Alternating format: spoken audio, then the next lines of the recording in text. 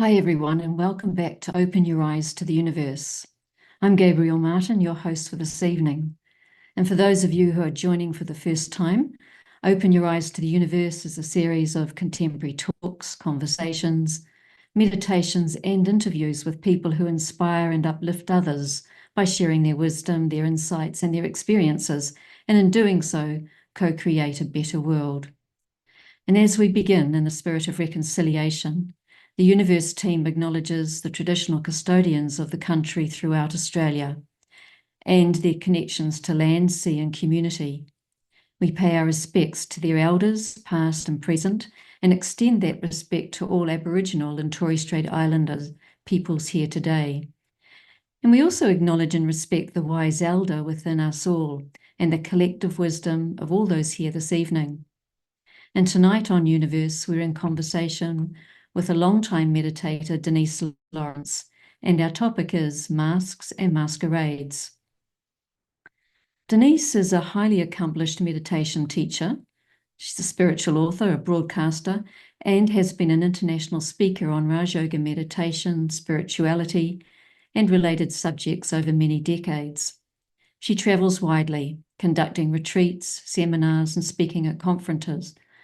She's naturally creative, and I find Denise has a real keen ability to translate the metaphysical concepts into practical understandings and solutions to daily challenges in these post-human times. Denise is an authentic being who gently nudges people towards realness as she decodes social norms. And as such, she's well placed to talk with us about masks and masquerades. Masks and masquerades go back a long way, and I can remember when I was in Venice appreciating the astonishing and gorgeous array of glass and porcelain masks. And in times gone by, the aristocratic Venetians wore masks to conceal their identity as they indulged in activities of ill repute. It meant that their identity remained a secret, and they could therefore not be reported or brought before the Doge for reproach or punishment. Other cultures consider the use of masks differently. For example, in the Mayan culture, masks are often used in religious ceremonies as they are believed to have the power to connect the mask wearer with the gods and ancestors, and they're used to communicate with the spirit world. And thousands of years later, we still wear masks, like dark sunglasses at night, or even the mask of a false smile. So considerably different from days gone by, but nevertheless a concealment of ourselves. And then there are the emotional masks, the masks we hide behind because of fear. For example, if we're insecure, we might hide behind the mask of name dropping. And if we're unsure of our power, perhaps we hide behind the mask of being a bully. And if we don't think the world loves us, we can even hide behind a mask of anger. Sometimes we might mask the debt we've incurred to pay for lifestyles that we can't afford to impress people whom we may not even like. We pretend things are fine at work when our jobs are on the line, and we pretend things are okay in our relationships when there's distance. So this type of mask wearing can turn us into an imposter on deeper levels, where we wear masks to present an illusion, to make it seem like we're living the perfect life. These masks are decorated with our titles, our possessions, our bank balance, our family ancestry, our social networks, and so on. And perhaps one of the greatest fears of taking off our masks is that we're going to be seen as not being good enough, that we just won't measure up, and if we show up in this way, we risk being rejected or abandoned or alienated or even marginalized from those whose approval we seek consciously or unconsciously. And the irony is that most of us know how to spot a facade and how to decode a mask. So whatever one we put on, others are very likely to see right through it. But what is so difficult about being our authentic selves? And why is it so challenging to show up in the world as we are? Here we are in the 21st century, and despite advances in personal development and empowerment, sometimes we hide behind our mask and use it as a shield, and other times we ache to take it off as we search for our real selves. And so tonight, Denise will explore a spiritual perspective on the socially constructed mask, the imposter syndrome. And she'll also look at how we might uncover the realness of ourselves spiritually and create ways to resist participation in the masquerades. She joins us from France, where she is based. Denise, it's such a pleasure to have you with us tonight, and thanks for agreeing to be part of our program. And it's a very warm yet wintry welcome to Down Under. Hello, Gabrielle and the team there in Australia, and greetings from France to all of you. France is a warm summer, and interestingly enough, in the village where I live, they're making enormous preparations for tomorrow's huge festival where many people will be wearing their masks. And so it's a very appropriate moment to talk about this. What I thought I would do is maybe divide my talk into masks, first of all, and masquerades in the second part. And what I wanted to do is take a look at what I call the ego mask. And I've been working on this idea, this subject, this concept for quite some time. So I have a few thoughts I would like to share with everyone. So in spirituality, there are aims of our spiritual practice, and one of the aims is to become free from the ego mask. So I thought it'd be interesting to talk about what the ego mask is, and excuse me, what the ego mask is, and also different ways in which we can effectively go through the process of dropping the mask until finally we can be totally the authentic self. And so the authentic self is one who is totally true to the self, who is not unwilling or afraid of revealing the self, who has worked through things like shame and any of the emotions that one can experience triggered by any kind of something or another which would take you away from what we call your seat of self-respect, your position. And Gabrielle was talking to us about how people would use masks to hide their maybe inappropriate behaviors so that they wouldn't have to be castigated or approached or anything like this in Venice. And but here the ego mask is very much to do with public opinion and how we want to look good. So there is another thing called looking good syndrome. And very often a person will put on a mask to look good and to hide their weaknesses. So ego, I will define it as this mask which one puts up as soon as there is this feeling that I might be seen, and I don't want to be seen because I feel that I'm not okay. It's not so much that I don't want to be judged as not okay, but I don't want anybody to see my vulnerability, my intense emotions that may easily be provoked as a consequence of some or another kind of trauma. So I'm equating the mask, the ego mask, and trauma. It's interesting to make a reference to what Gabrielle was saying concerning the use of mask in religious rituals. And many religious rituals exist in order to fend off negativity, to become free from the terrible consequences of some kind of trauma, which made a person turn to the religious practices or the religious experience in the first place. Because my research has shown me that the very existence of religion is a response to some kind of catastrophic human experience.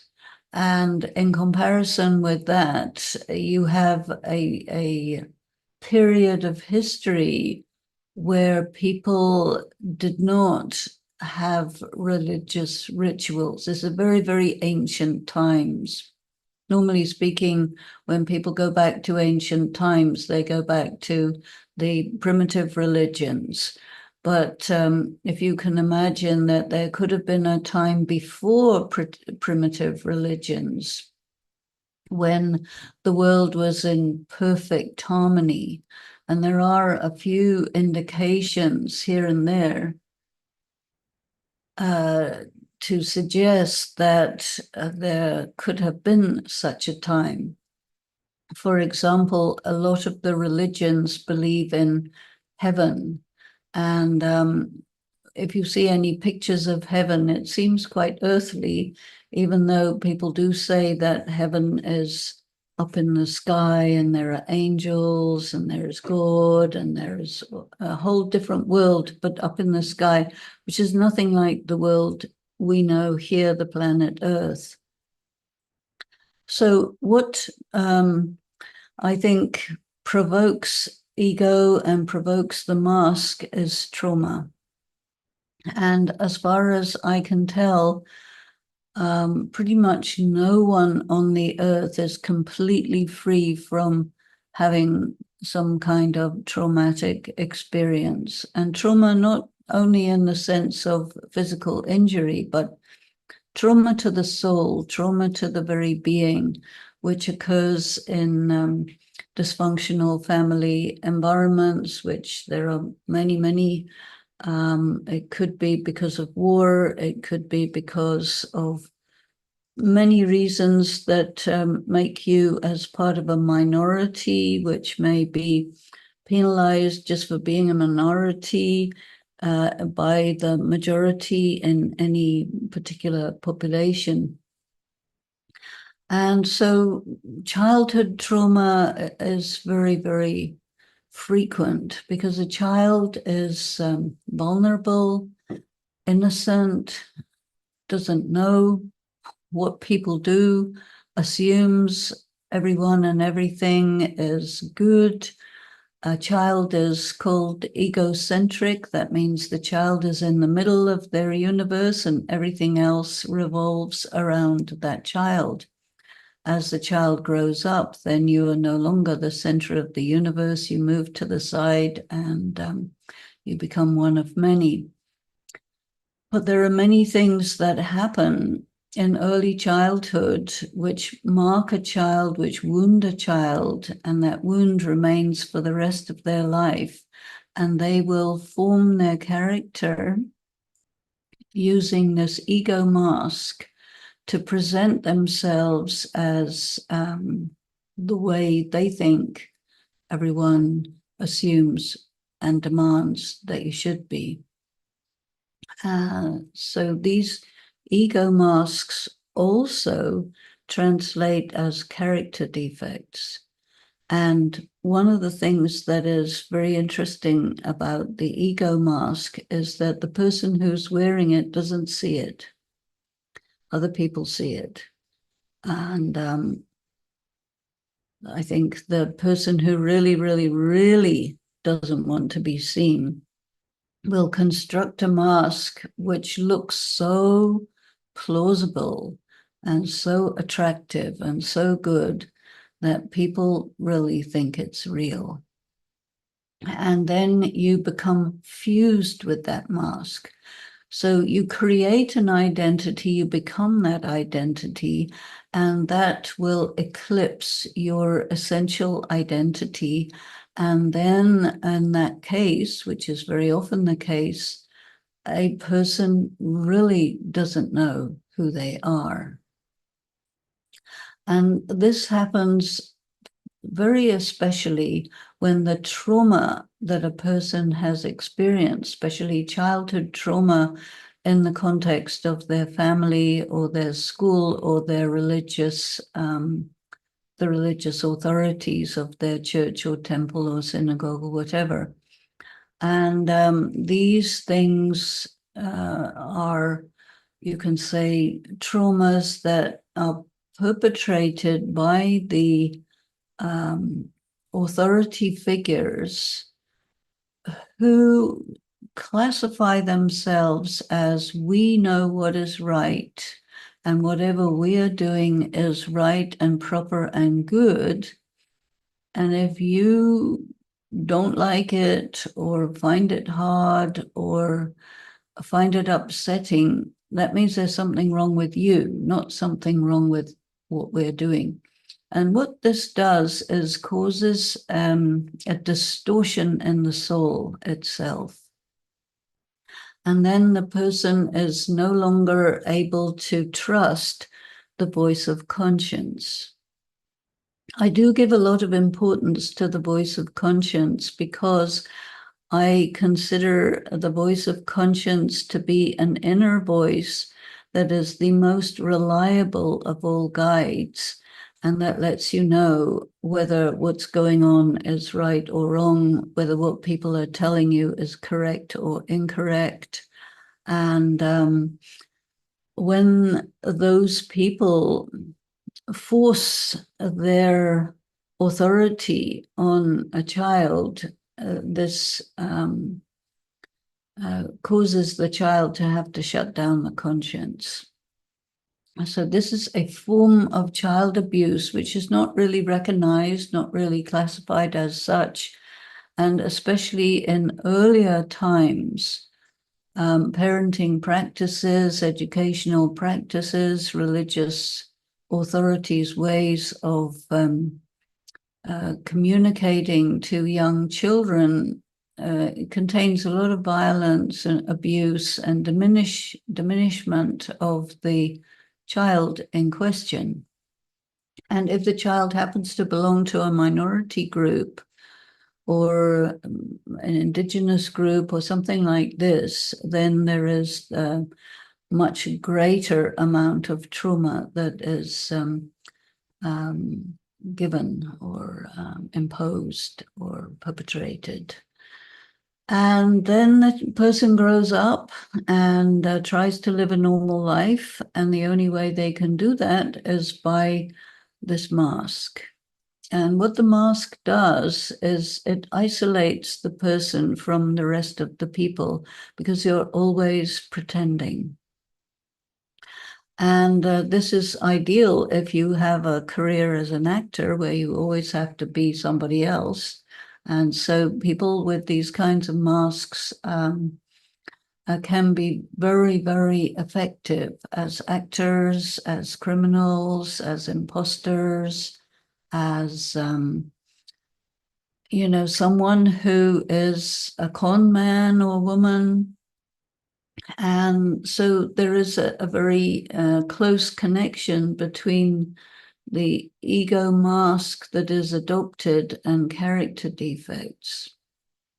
So a character defect is the way in which the person who was traumatized will adopt a mask and then will actually do to others what was done to them in the first place to traumatize them. So the person with the ego mask also has a tendency to be very damaging and harmful to other people in terms of being very insensitive, in terms of cruelty, emotional abuse, possibly even physical abuse, definitely verbal abuse, but it'll be very sophisticated.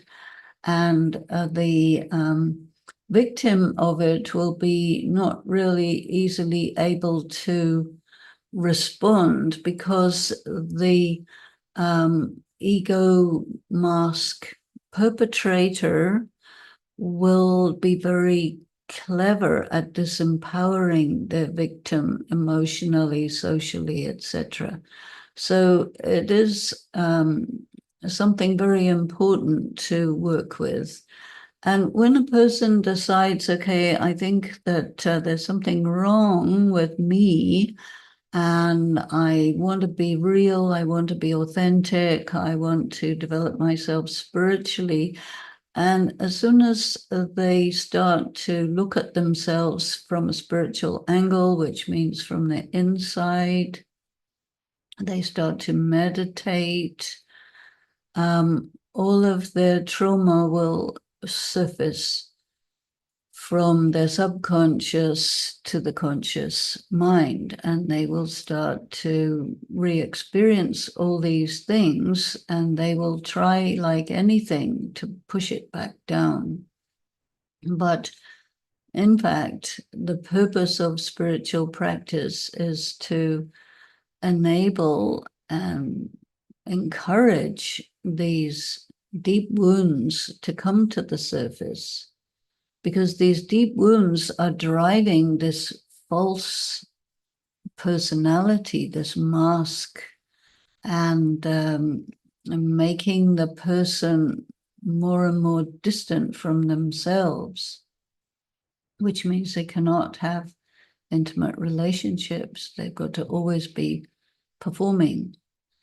They cannot let anybody be too close in case they might see that this is all a performance. So they keep people distant. They are basically very lonely people. And so there is a vast difference between what's going on the inside and the performance that is going on externally through the mask. And so therefore, it is a circumstance that is very disempowering because it drains the person of their spiritual energy. A lot of energy is required to keep up the image, the performance, the thing which is not real, because behind it, the real one is suffering. And the self who has gone into ego mode as opposed to real self mode is operating all the time against their own self. And so all of this requires a very great and deep healing. And so we need to think about how we heal. And one of the ways that helps a person to become free is, of course, meditation. So what I'd like to do now is for us to just take a moment to go into meditation, and I will just describe a little bit what that's like, and some stream of words I would use to carry myself closer and closer to the real me, and really see what of me is fake and pull away from that. So take a moment to become quiet and turn your attention within. You are thinking of yourself as just a being, not a personality, not your designation, your performance. You're just a being. And a being is light, like a star. as pure point of energy. Everything that is me is merged in that point. So in meditation, you withdraw from the externals, turn within, and just be. Be still, be light, be quiet, at peace.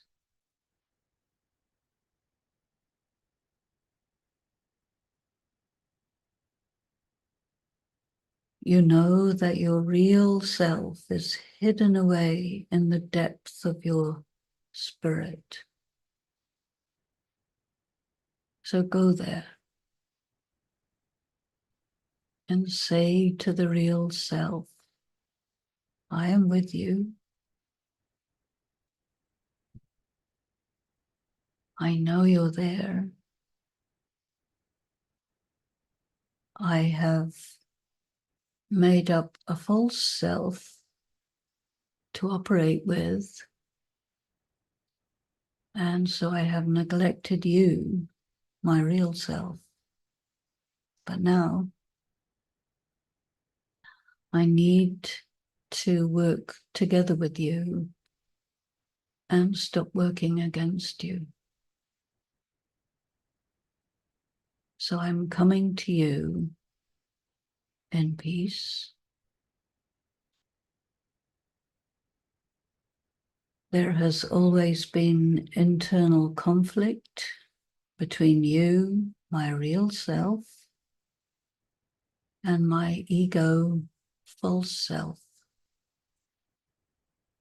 And I want to resolve this conflict. I want to come together with my real self so that my false ego self can just fall away and disappear. Because it is important for me to be true to my real self. So this is my intention. This is my work, to be real and to figure out all the things that caused me to create my false ego, my mask. It looks nice, but it's not real. And real is much better than something that appears to be beautiful, nice, pleasant, powerful, etc. It's all fake. And I don't want to be fake.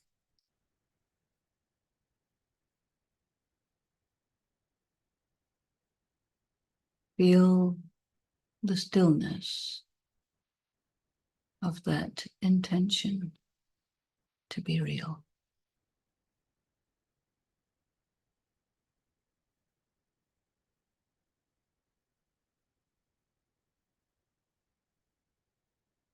And then gently bring yourself back to your everyday self. And let us go further. Thank you.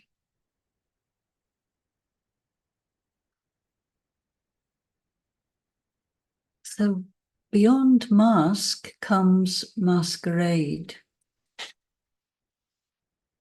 Masquerade is not just the mask that you're wearing yourself. Masquerade is the whole performance that you operate with, which is an amplification of your mask and which may be very toxic. You may be motivated by doing something which is a kind of revenge. why would we feel the need to take revenge? Is because whatever it is, or whoever it is that perpetrated or caused your initial trauma or subsequent associated traumas, because you suffered, there is a certain amount of hatred, and you will blame that you did this to me. And if you haven't been able to do that, you will have a slightly different feeling, which is still in the line of revenge, but instead of being directed outwardly, it's directed inwardly. And so instead of directing your anger, revenge against the identified perpetrator, you will direct it against yourself, because the people who may have done these things to you are the ones you are supposed to love, honor, and respect. Parents, family members, school teachers, authorities, religious authorities, all of these are people you have been taught to love, honor, and respect. And so the mind of a young person cannot do things which are mutually exclusive. And so if there's some damage that's done, somebody did it to somebody. So if you can't focus your displeasure against whoever caused you trauma, you will focus it against yourself, saying, I am not worthy, I deserve this, I am a bad person, those people are right, I have no value. And in this way, you internally have an inner self-talk, which is very antagonistic to yourself. And then you have to compensate for it. So this compensation is the masquerade. And the compensation also includes that your masquerade makes you look like you are very perfect and pure and sweet and diplomatic and politically correct, and you have the perfect mask.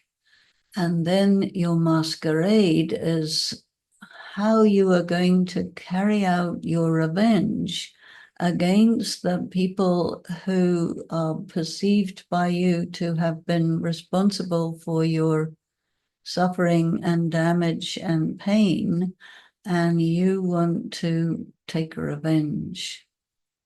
And so therefore you will do all sorts of things which look like very nice, very sweet, very good, very generous, very pure, the perfect family relationship, the perfect educational relationship, the perfect religious or spiritual relationship, but it'll hide a nasty knife, a dagger, some poison, some instrument that you want to use to actually damage. But you do it so sweetly and so nicely that nobody could possibly imagine that that's what you're doing. Or if ever it gets discovered, nobody could imagine that you are responsible for it. You're the most unlikely to be the suspect. This is the masquerade. And so here we are, a person who circumstantially got into a situation which got amplified and amplified by the mask production and the masquerade production, and then eventually it all as all false things do, it all starts collapsing around you. And then you have to do things to hold it together, to shore it up, to convince people it's real, to convince yourself that it's real.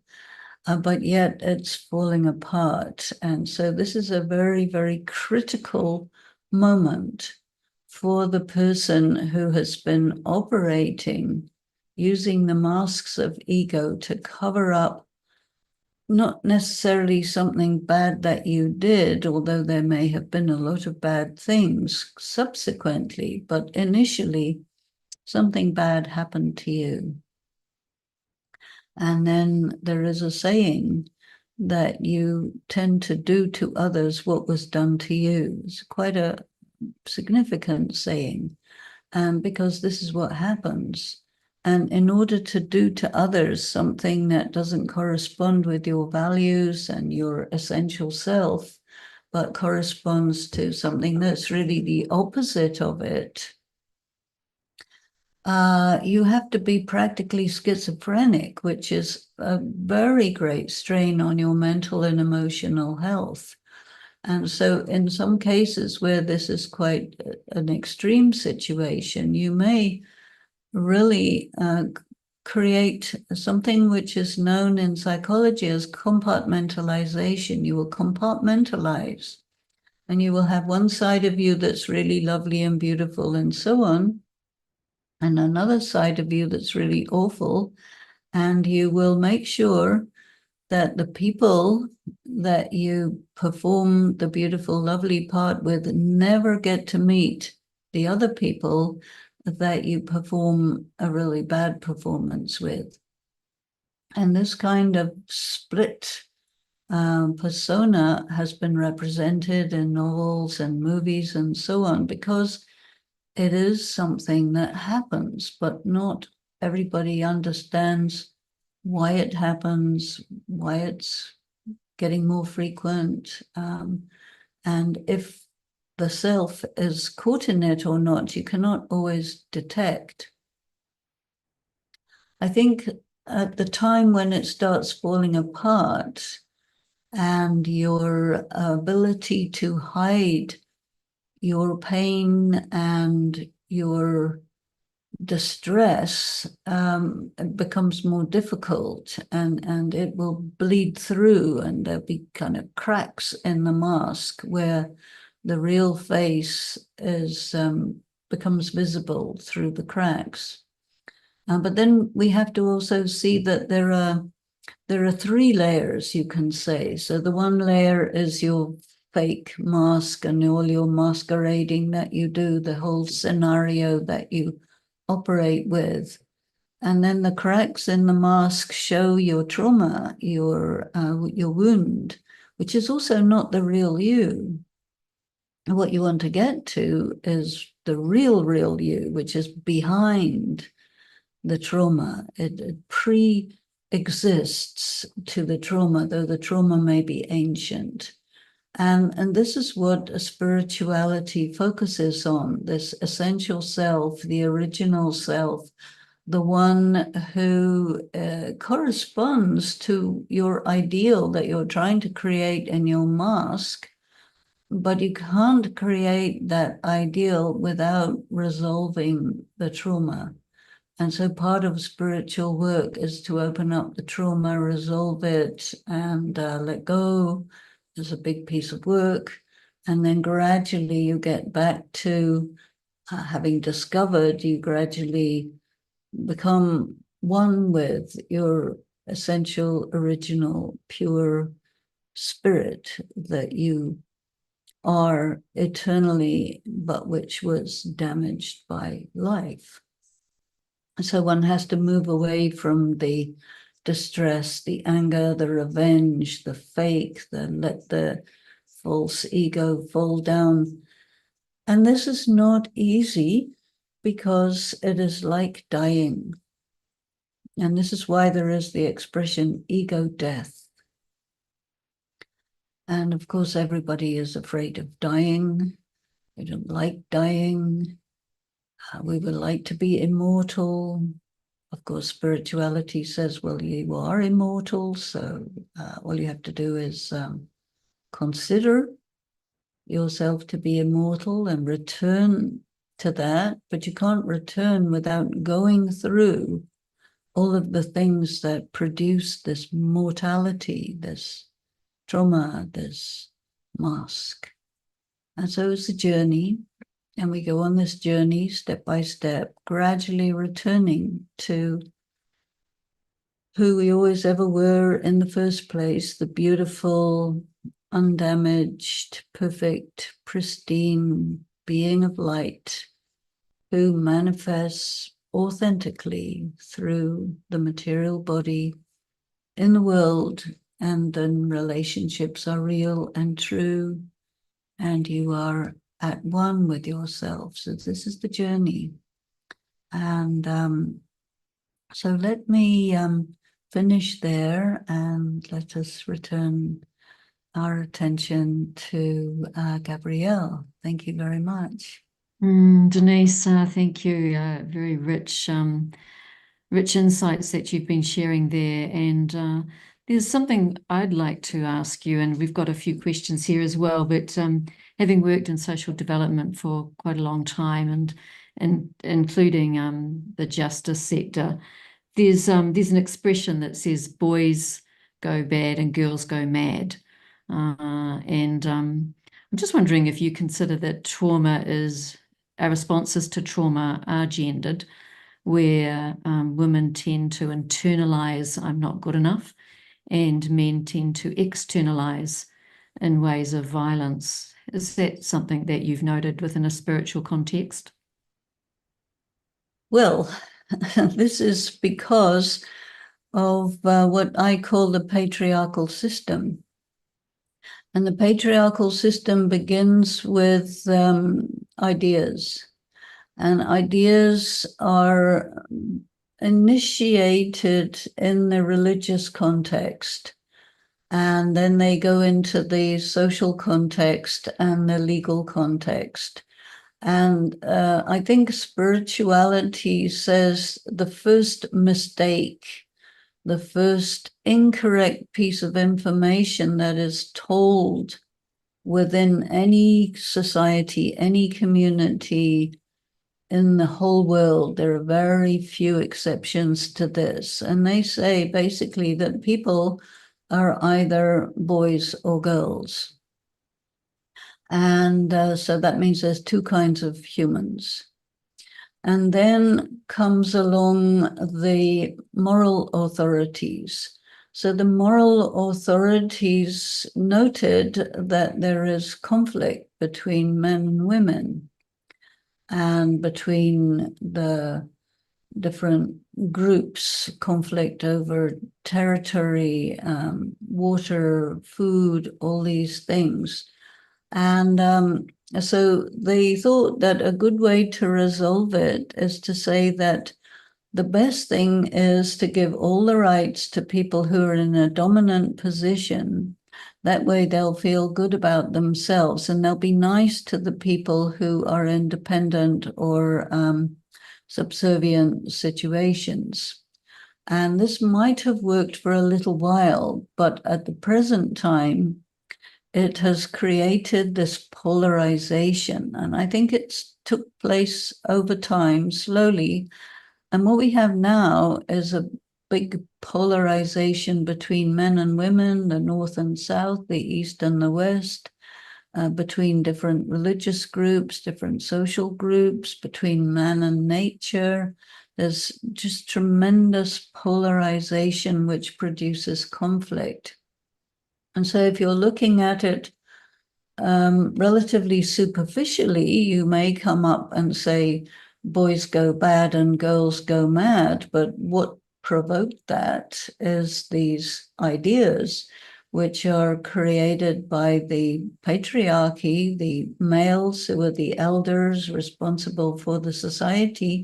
And so they created a narrative which was favorable to men in positions of power, and stacked against people who are not males and not in position of power. And this imbalance has been amplified slowly over time. So it's not really enough to say boys go bad. Why do boys go bad? And which boys go bad? Because not all boys go bad. And which girls go mad? Because not all girls go mad. But when you are in a dysfunctional family situation, and dysfunctional family means where there is violence, and violence means where people who think that because they are the males and they are the dominant one, therefore they can do whatever they want to anyone who is less muscular than them.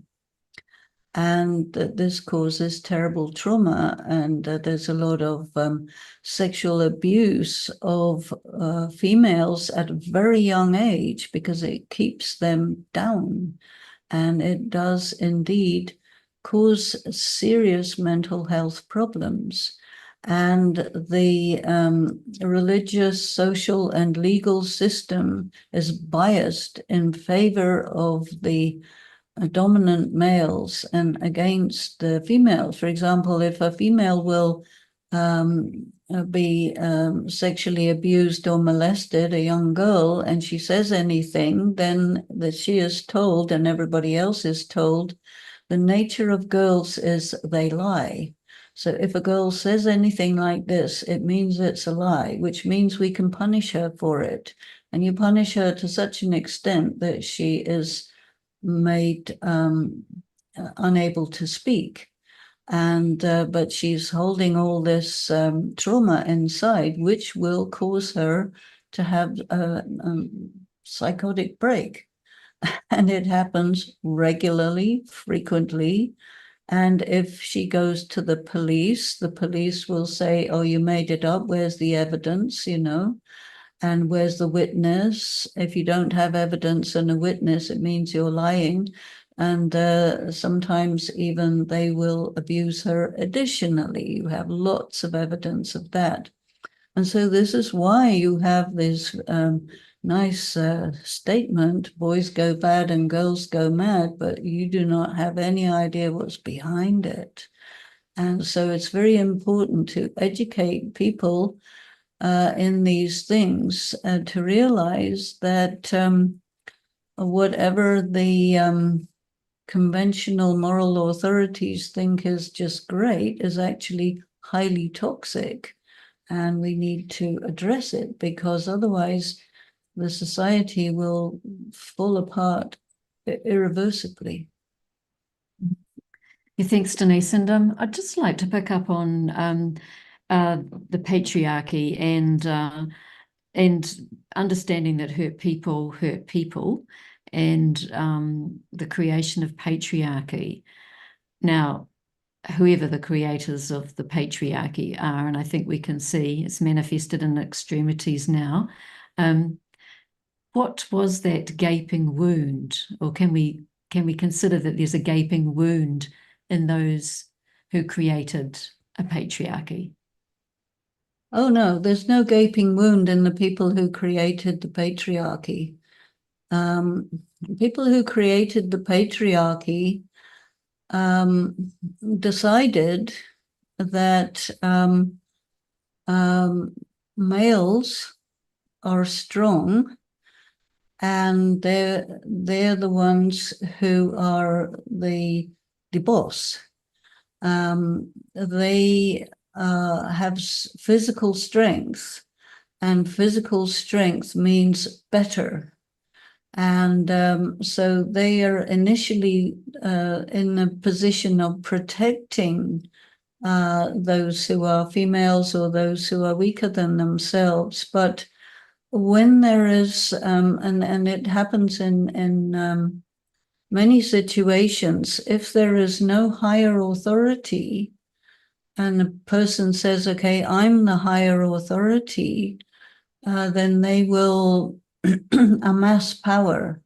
And as you might be aware, there is something called power corrupts and absolute power corrupts absolutely.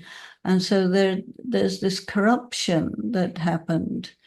And now, when you look at spirituality, you're looking at the soul as opposed to the body. So strength in the soul is different from strength in the body.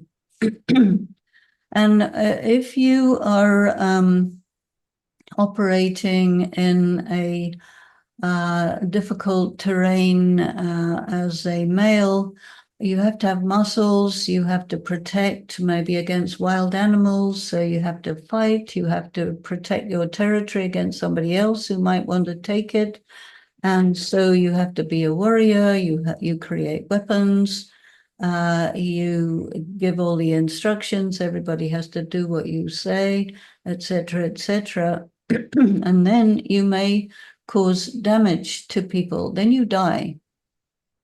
Now, after death, a lot of people don't know what happens, but according to spirituality, you reincarnate, and you reincarnate in the opposite gender. So there you are, you're this person who has done all sorts of things to show your strength, especially to those who are weak, and then you reincarnate in the format of a person who is weak. And then whatever you did to somebody in the previous time, some other person in the format of the body that is strong is going to do that to you. And there's where you get your gaping wound. And there is where you again reincarnate, again as a male. Again, you're in this environment where males and females are defined as the males are dominant and the females have to be in service of the males. And so you can do as you wish. If you have very good qualities and you see the female not as an object but as a being, then you are a little bit out of the box. You're not what everybody else is like. And so you go along with that. And this is gaping wound keeps shifting from one gender to another, to another, to another, and it grows. Then you get wars. Whenever there are wars, there is a horrific behavior because, excuse me, the people on the other side are the enemy, and the enemies, you always dehumanize them. So they're not people, they're worms or snakes or something like that, which gives you the right to chop them up in little pieces, rape them, torment them, torture them, boil them in boiling oil or whatnot, which really happens. Then you die, then you reincarnate, and you have got this debt, you see. And this is why there is this escalation. And the narrative continues with the idea that if you are physically stronger, socially stronger, financially advantaged, and so on, therefore you deserve it, and therefore you can behave as you want. And so it goes. And therefore, I think that spirituality is most useful to redress the balance, but it takes a long time to understand it, to create the necessary changes, and to heal all the wounds that have accumulated over millennia, you know. Yes, and given the cyclic increase, that's going to take quite a global move to shift that around. Can you make some comment on that, Denise?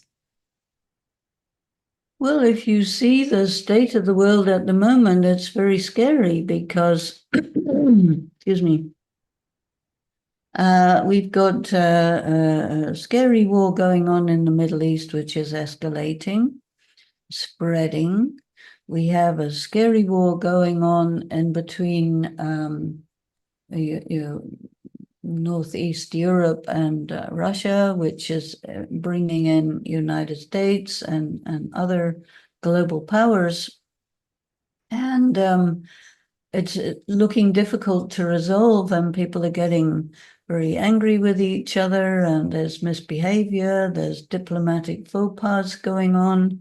And then on top of that, you have the global warming, which is at the moment, you've got 5 active volcanoes in Europe. You've got huge storms, huge fires, bigger than people have ever seen. These last few days of July have been the hottest on record ever at any time. So things are getting intense. And that means everybody globally is under pressure. Excuse me.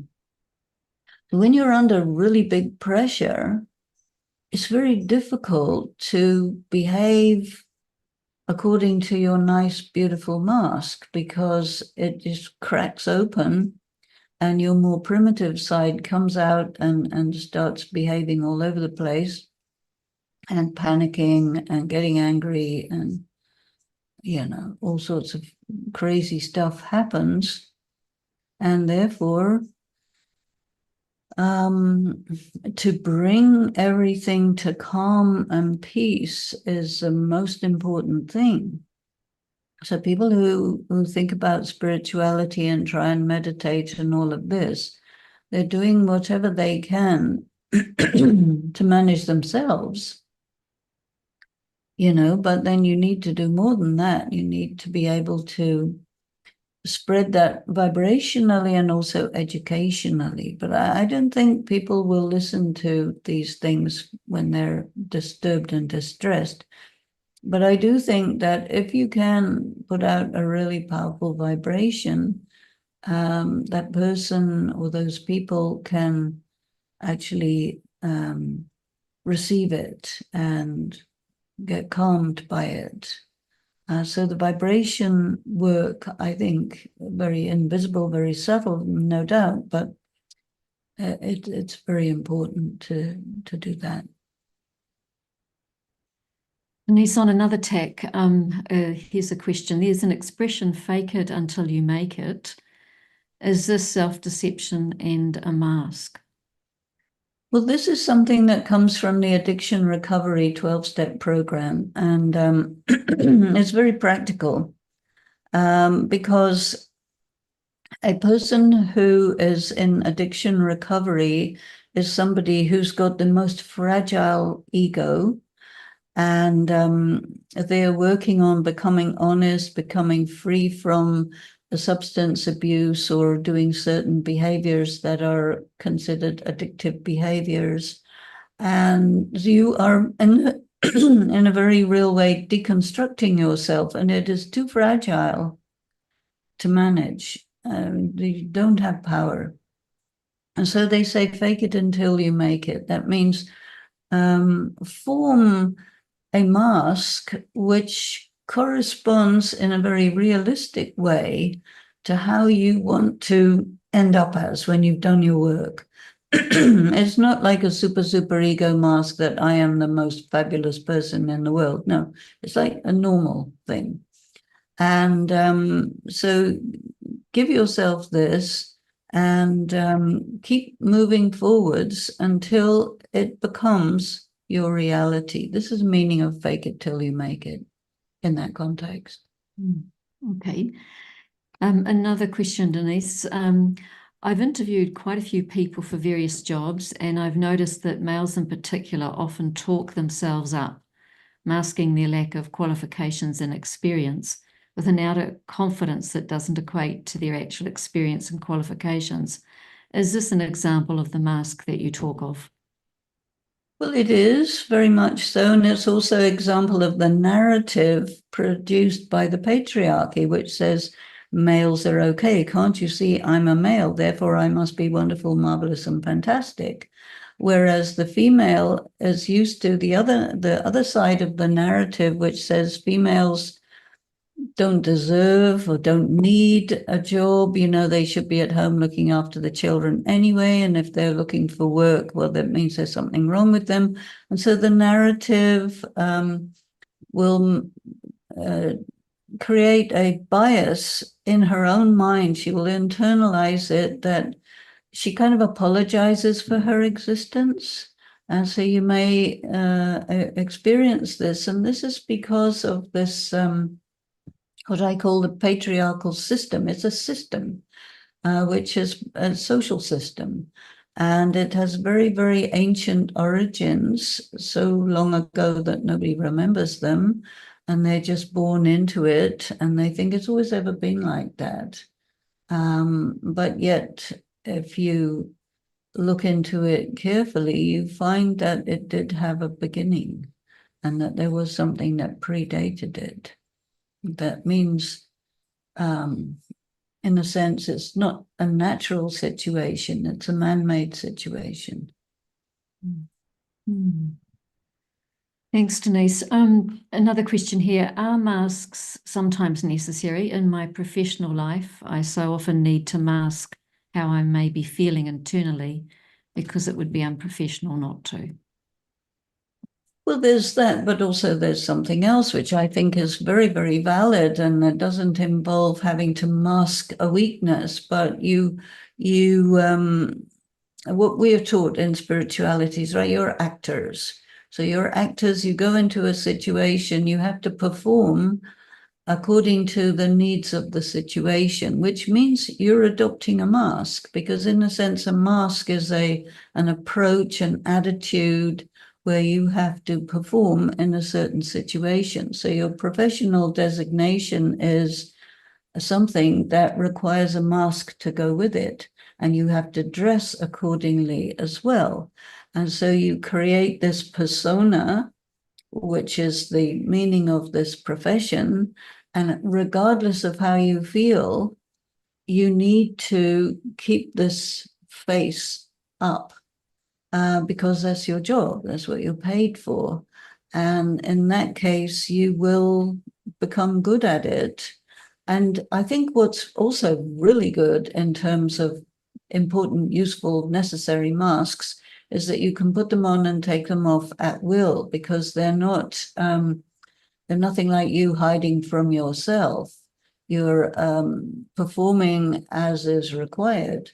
As a good actor will be absolutely in the role that they're playing. So you have to play roles. So you have to perform accordingly. And as soon as that role is finished, then you go back to being your regular self when you come home, and you put a different mask when you go out socially. If you you go to court, some different mask. You go to some, political thing, a different mask. You go to a holiday, different mask, and so it's very normal for us to put on and take off masks, but these masks, you never lose who you are. Those masks, the toxic ones, they are instead of who you are, and you lose yourself, or you become fused with the mask. That's where the problem is. So a mask for a role, if you like, as opposed to the ego mask. Yeah, very much so. Yeah, yeah, I think so. Is there such a thing as spiritual masking, and is it connected to spiritual bypassing? I think you have to tell me what you mean by spiritual bypassing. I don't know that word. This is not my question, but spiritual bypassing, as I understand it, is when you see a situation that requires some comment, some action, to do something, and you bypass. You don't address it. You keep it unspoken. You collude with the silence. You conceal it in some way, or you are part of a concealment in some way. So it's called spiritual bypassing. Okay, yeah, I know this by a different name. Uh-huh. And Uh-huh. I can't think of the name at the moment, but I know exactly what you're talking about. And I normally use a different word for it, but I can't come up with it right at the moment. But what you're asking is, can you just repeat your question again? Yeah. Is there such a thing as spiritual masking? So that's the first part of the question. And is it connected to spiritual bypassing? Okay, well, if I respond to it in terms of your description of spiritual bypassing, then obviously there is a mask involved in it, but I wouldn't call it spiritual mask. I would call it just like any other toxic mask. And maybe we will call it spiritual because it's to do with, maybe it's supposed to look correct or something like this. But definitely there is this mask which doesn't address the thing, which is all fakery and which is pretty much, from the psychological vocabulary of some few decades ago, you might want to call it something like codependency. That was a very used word in earlier times. I don't think people use it now because words come and go according to fashion. But yeah, when you're not addressing something that needs to be addressed, and you are colluding, then that's not okay. And that is dishonesty, that is cowardice, that is, but I don't know whether we'll call it a mask. Maybe we'll call it a mask, but it's definitely a positioning that you take, which is a big character defect. And so I would put it like that. Thanks, Denise. Just moving into the God terrain now. You actually have spoken about removing our masks and becoming our authentic self. How does God help us to remove our ego masks and bring us into our authentic sense of self? To me, I would say it's not really God that does it, but when you meditate and your meditation involves turning your attention on God as you understand him, her, it. If you have accurate information about God and you focus your attention knowing yourself accurately as a soul, then you create a contact between the soul and the Supreme Soul. And this causes energy to pass between the Supreme Soul and the soul. And this energy, which is a very pure and very powerful energy, causes the stuff that is subconscious to come to your conscious mind. And this disturbs you a lot because it is true what comes up, but it's been buried.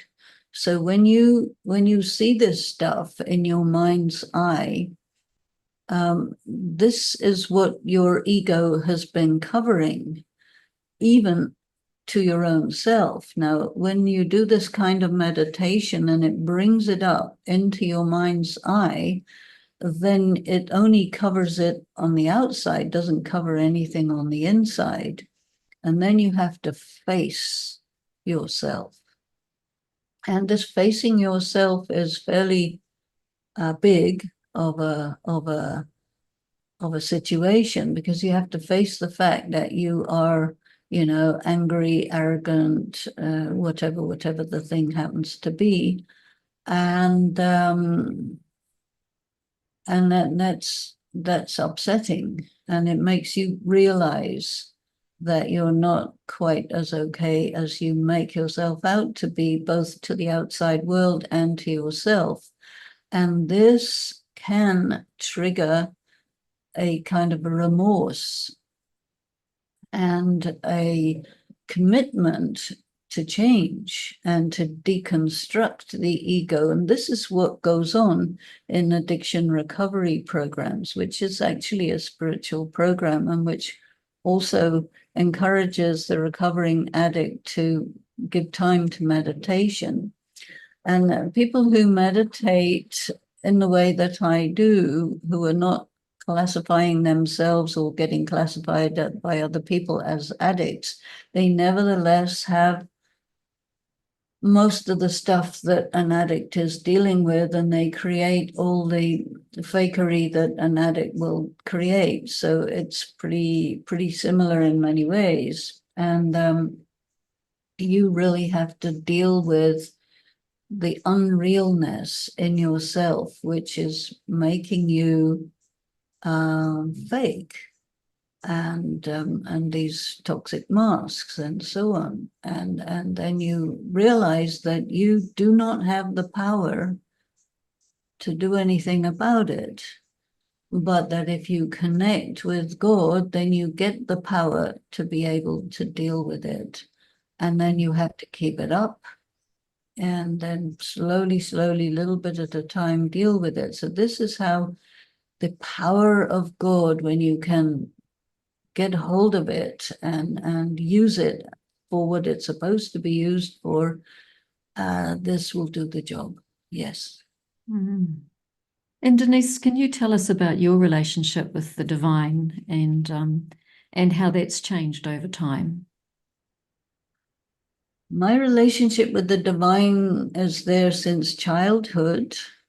When I started to study Raj Yoga, then it became very clearly articulated, and I was able to really know what's what and who's who and what's going on, and study. And so my relationship with the divine involves slowly and progressively recognizing that the way the religions portray God is much of an anthropomorphization, which means you assume and you declare that God is just like a human, and behaves like a human, thinks like a human, reacts like a human, and so that's how God is, but actually not. You begin to realize that you have a relationship with someone who is a non-human, higher than a human. So that means you're trying to discover, and that one has the capability of slowly letting you in, so that you can gradually see now who this is and how this one thinks and perceives, and what is this one's feelings about you, which are pretty elevated and right on, and that how this one is wanting to be with you and inviting you to be with this one and to take full advantage. And so gradually you shift away from all of what you've been taught about God in your cultural and religious background to something which is actually what it is. And that takes time. And in the process, it causes you to have to deal with all the damage that your soul has acquired through life, just by life. That causes damage as time goes by, one way or the other, or you get into trouble one way or the other. And so you learn by this relationship how to be really true to yourself, and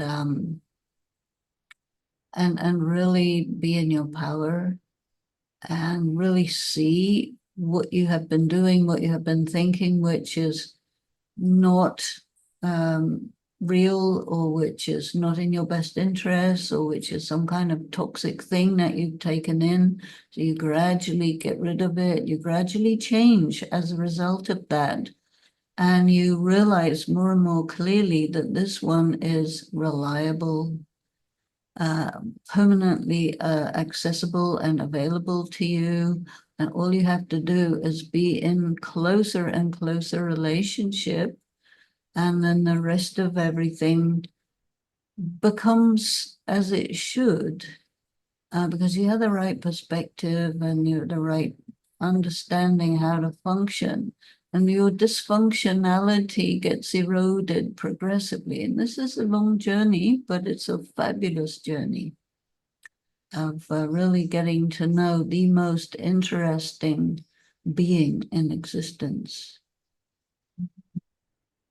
And I think we're going to have to close up soon, Denise, but I'd like to pitch this question. What are we like before anything ever happens to us? Yeah, that's such a beautiful expression, which I also use this.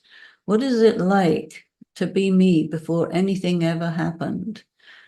You are real, you are open, you are absolutely yourself, whatever is your natural response, your joy, it's all right there on the surface. Nothing is hidden away, nothing is tied in knots. You are you. And you are aware that, oh my God, I am a really good person. And all these people have been trying to, mess me around one way or the other. But the way you see yourself has been the way other people projected their ideas about you onto you, and you got distorted by that, you see. And so as you get free from that, you become how you are when no projection, you're the real you emerges. And it's absolutely wonderful and beautiful. And I don't know how else to describe it, because it's also very personal. Each one is different. Mm-hmm.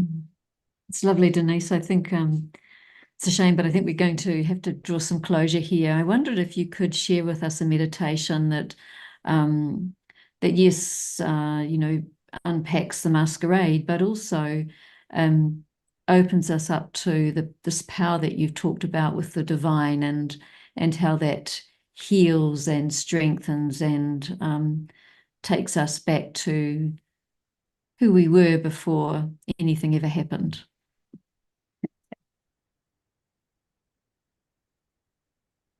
So once again, take a moment to become quiet and turn within.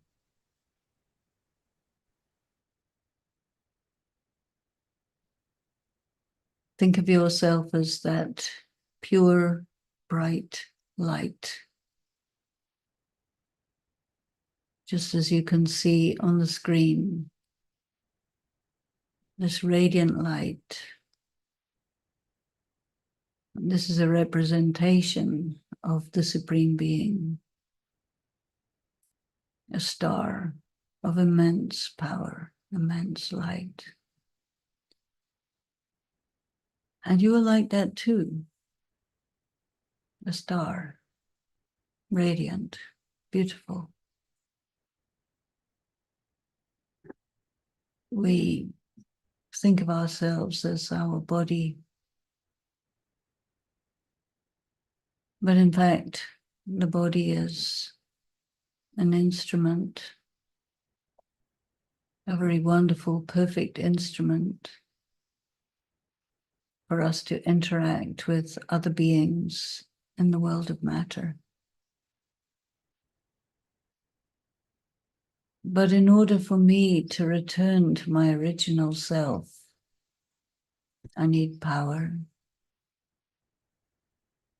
strength, light, because the light of my being has become dim.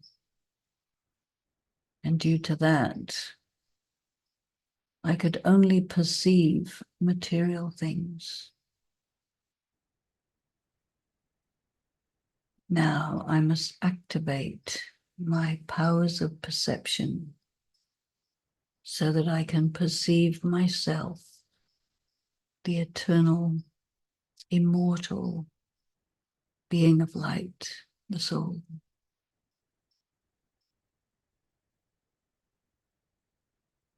A child of the Supreme Being, the student of the Supreme Intelligence, the follower of the light who leads me to freedom.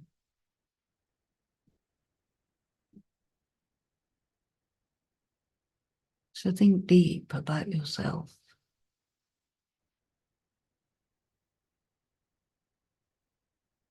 allow yourself to just open up. Let the light come in.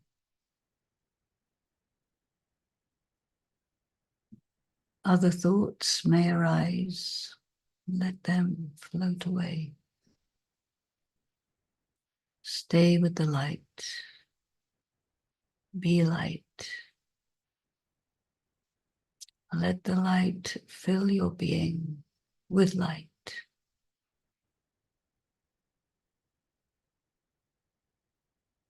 Let that light chase away shadows and dark memories. Be easy and be free.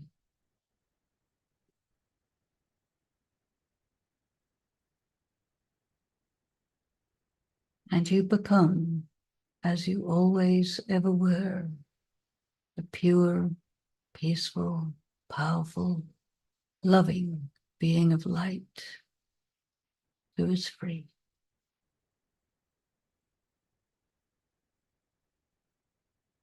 Thank you.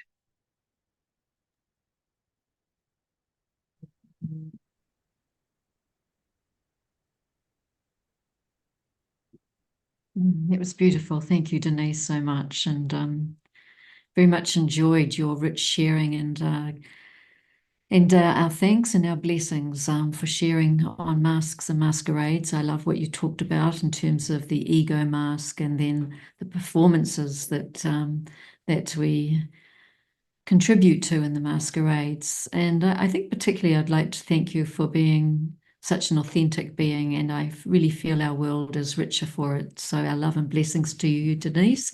It's been wonderful having you on Youniverse here in Down Under.